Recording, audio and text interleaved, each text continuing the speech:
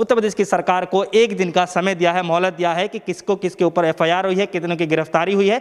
इस पूरे मामले को लेकर के 1 दिन का समय दिया है। लेकिन आज हम बातचीत करने वाले हैं सुप्रीम कोर्ट के निर्णय को लेकर के, सुप्रीम कोर्ट के टिप्पणी को लेकर के, और साथ ही साथ में जो है इससे पहले खुद केंद्र की सरकार जो है एक कमेटी गठित कर दी है, जिसमें एक पूर्व जज भी रहे हैं, उनकी उसमें नियुक्ति की गई है, उनके देखरेख में जो इस पूरे प्रकरण को देखा जाएगा। लेकिन इस मुद्दे पर जो है बातचीत करने के लिए हमारे साथ सुप्रीम कोर्ट के माने जाने एडवोकेट भानु प्रताप जी मौजूद हैं, जो कि खुद लखीमपुर खीरी घटना के अंदर जो है लगातार गए भी हैं, उसका पूरा जायजा भी लिए हैं और 3 दिन रह करके भी आए हैं।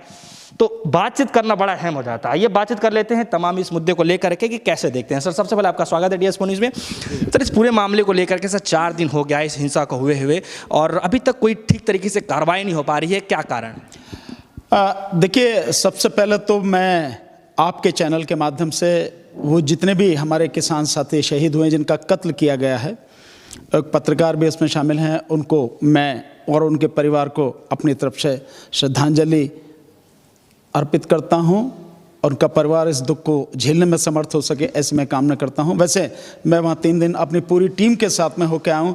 सभी लोगों से हमने वहां बात की है, जो वहां मौके पर लोग थे, चश्मदीद गवाह थे, जो उस पूरे प्रदर्शन में शामिल लोग थे, उन लोगों से हमने बात की और सारी सच्चाई हमारे सामने आई। और जितने भी वीडियोज़ वगैरह भी सब लोगों ने अपने अपने उससे बना रखी हैं, वो सारी चीज़ सामने आई। इतना बड़ा जघन्य अपराध मैं समझता हूं इस देश में बहुत कम हुए जिस तरह से हुआ है। एक केंद्रीय गृह राज्य मंत्री, उसका बेटा स्वयं अपनी गाड़ी से, और वो गाड़ी भी केंद्रीय गृह राज्य मंत्री के नाम पर है जो वहां इस्तेमाल हुई है, उसके सारे फोटोग्राफ्स में सब कुछ है, जानबूझ के उस समय जिस समय सारे प्रदर्शनकारियों को कह दिया गया है कि भाई उप मुख्यमंत्री का प्रोग्राम यहाँ से कैंसिल हो गया, अब वो यहाँ नहीं आ रहे हैं, तो वो सब हेलीपैड से वापस जाने लगे और कह दिया भाई उनका रास्ता अब जो चेंज हो गया। उस समय वापस जाते हुए लोगों पर जानबूझकर गाड़ी चलाना और गाड़ी चढ़ाकर मार देना, और एक पत्रकार जिसको शायद सारे सबूत जिसके पास होंगे उसको जानबूझकर कत्ल कर देना, ये बहुत ही जघन्य अपराध है।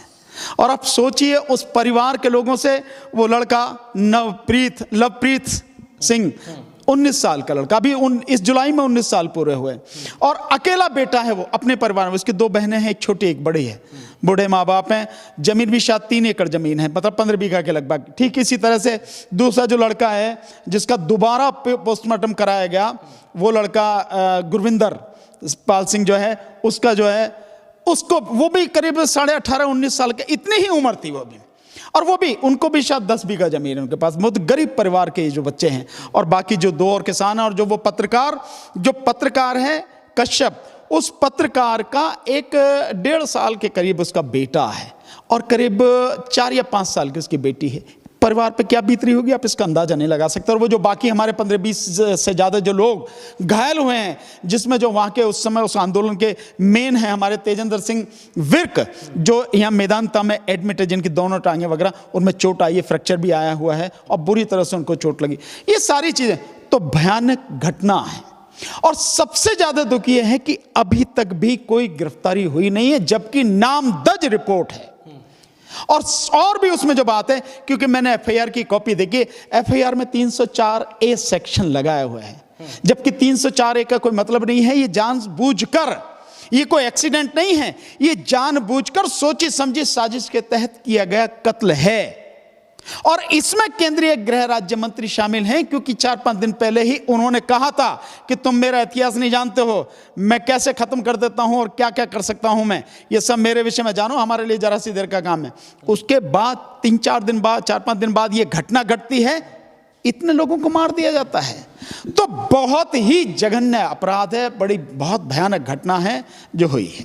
लेकिन सर, सवाल यहाँ पर यह है कि इसी चीज़ को देखते हुए जो है सुप्रीम कोर्ट थोड़ा सक्रिय नज़र आ रहे हैं, अपने उसमें जो है स्वतः संज्ञान लेने की बातचीत चल रही है, और शायद योगी सरकार को जो है 1 दिन का समय भी दे दिया है कि कितनों गिरफ्तारी हुई है, क्या इसमें प्रक्रिया चल रहा है। नहीं, ये एक बहुत अच्छी बात है।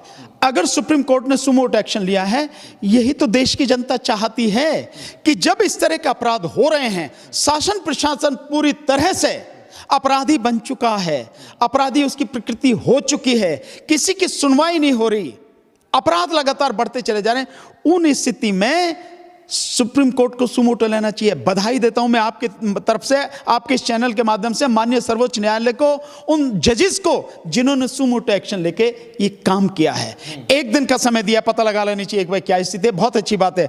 हालांकि अभी थोड़ी देर पहले ये भी पता लगा था, ये तो अभी अभी बता रहे हैं आप, थोड़ी देर पहले ये पता लगा कि 2 महीने का समय दिया। मैंने कहा 2 महीने का तो कोई मतलब ही नहीं है, लेकिन एक दिन का समय दिया है कि भाई किसकी गिरफ्तारी हुई किसकी नहीं, ये जानने चाहिए।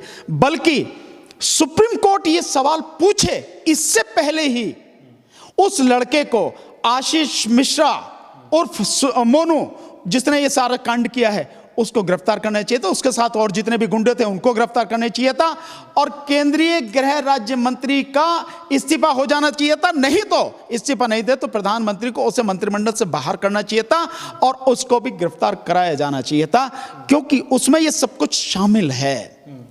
तो अभी ऐसा नहीं हुआ। हां, सुप्रीम कोर्ट का एक्शन अच्छी बात है।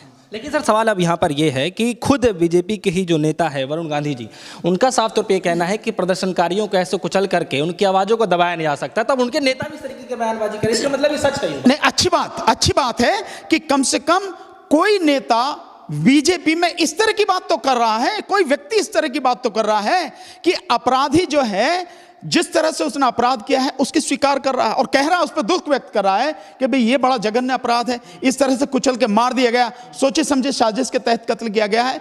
इसके लिए मेरी तरफ से उनको बधाई। लेकिन और भी लोगों को ये बात बोलनी चाहिए, क्योंकि कल किसी के साथ भी ये सब कुछ हो सकता है, किसी का भी, कोई ऐसा नहीं है।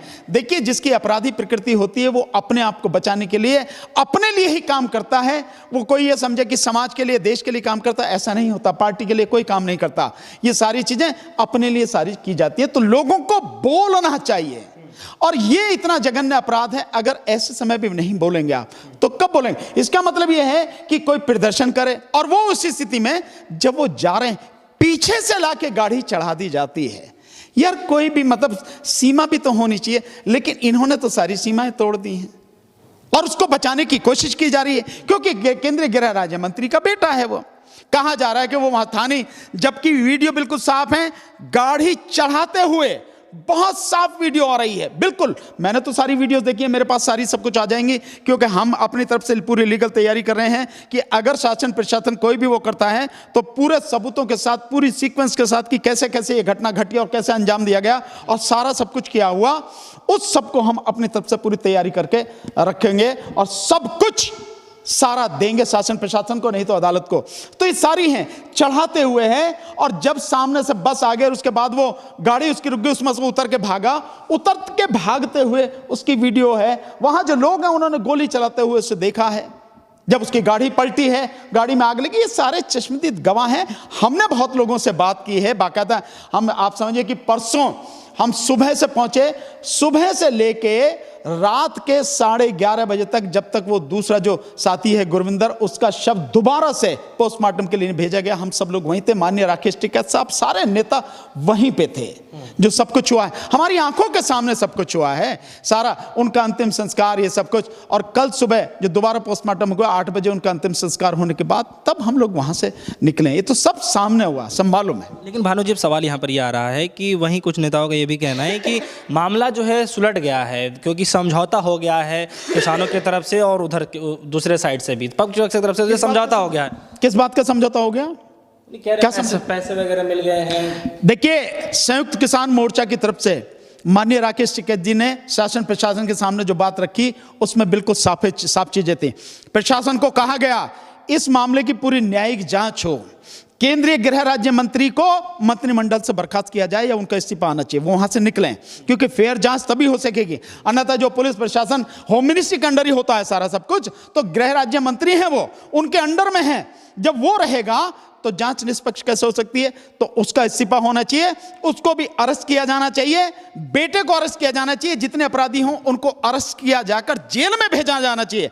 ये मांग थी। साथ में 45 लाख रुपए जो है मुआवजे के रूप में मिले, वो चेक मिल चुका है, वो चेक मिल चुका है, उसमें कोई शक वाली बात नहीं है। सरकारी नौकरी वो मिली नहीं है। सरकार को नौकरी देने में कितनी देर की, जरा सी देर का काम है ये। सब कुछ उनके हाथ में होता है, सब कुछ ये कर सकते हैं, ऐसी परिस्थिति में सब कुछ होता है। वो सरकारी नौकरी नहीं मिली। जुडिशियल जांच जो है वो होनी है, वो होगी जब। दूसरी बात यह है कि जिस तरह से सबूतों को मिटाने की कोशिश की गई है, या आप देखें कि जो वो भांड मीडिया है, जो भांड मीडिया है, गुलाम और दलाल मीडिया, जो लगातार ये कह रहा है कि भाई वो वहां पे शामिल नहीं थे, वो वहां पे थे ही नहीं, और ये झूठ बताया जा रहा है, कोई भी सबूत नहीं है वहां के, उसके कोई उसमें उनका लड़का शामिल नहीं, उसको बचाने की जो प्रक्रिया हो रही है, इसकी हम पे इससे कोई फर्क नहीं पड़ता। तो समझौता क्या है? समझौता नहीं है, वो बात हुई थी जिसमें सहमति हुई, जो मैंने आपको बताया। गृह मंत्री का इस्तीफा, गृह राज्य मंत्री का इस्तीफा, उनको अरेस्ट किया जाना, लड़के को अरेस्ट किया जाना, बाकी अपराधियों को अरेस्ट किया जाना, और साथ में मुआवजा 45 लाख और सरकारी नौकरी, मुआवजा मिल गया है, बाकी मिला नहीं है। और अगर लगता है कि ये समझौता, तो राकेश टिकैत साहब ऑलरेडी कह ही चुके हैं, ले जा भैया पैसा हम दे देंगे, अकाउंट बता दो, हम सरकार का पैसा उसको वापस कर देंगे। कोई ऐसी बात नहीं है।